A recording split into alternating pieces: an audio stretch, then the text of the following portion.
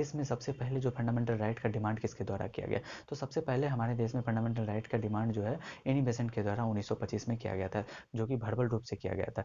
लेकिन 1928 में मोतीलाल नेहरू के द्वारा उनके नेहरू रिपोर्ट में लिखित रूप से किया गया था, यानी कि रिटन डिमांड किया गया था मोतीलाल नेहरू के द्वारा।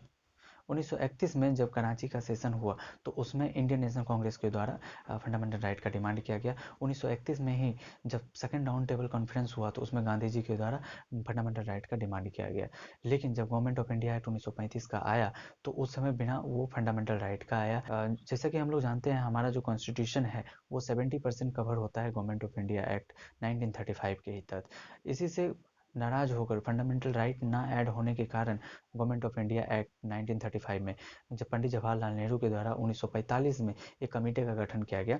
उस कमेटी का नाम था तेज बहादुर सप्रू कमेटी। उस कमेटी का जो चेयरमैन थे वो थे तेज बहादुर सप्रू। इन्हीं के द्वारा क्या किया गया कि मोतीलाल नेहरू के द्वारा जो फंडामेंटल राइट का डिमांड किया गया था उनके नेहरू रिपोर्ट में, उन्हीं को वो 2 भाग में फंडामेंटल राइट को डिवाइड किया और एक राइट ऐसा बनाया गया उनके द्वारा जो कि जिसको हमारे से वंचित कर देने के बाद जो है हम लोग डायरेक्टली सुप्रीम कोर्ट में चैलेंज कर सकते थे।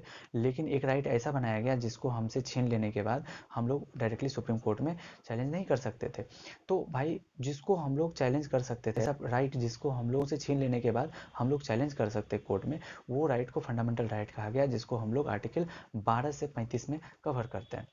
ऐसा राइट जो कि हमसे छीन लेने के बाद भी हम लोग उसको कोर्ट में चैलेंज नहीं कर सकते, उसको कवर करते हैं part 4 of Indian constitution, directive principle of state policy, जो कवर करता है आर्टिकल 36 से 51 तक। जैसा कि हम लोग जानते हैं कि हम लोग जो है फंडामेंटल राइट जो है यूएसए से अडॉप्ट किए हैं और जो directive principle of state policy है उसको आयरलैंड से लिए। तो भाई आज के इस वीडियो में बस इतना ही।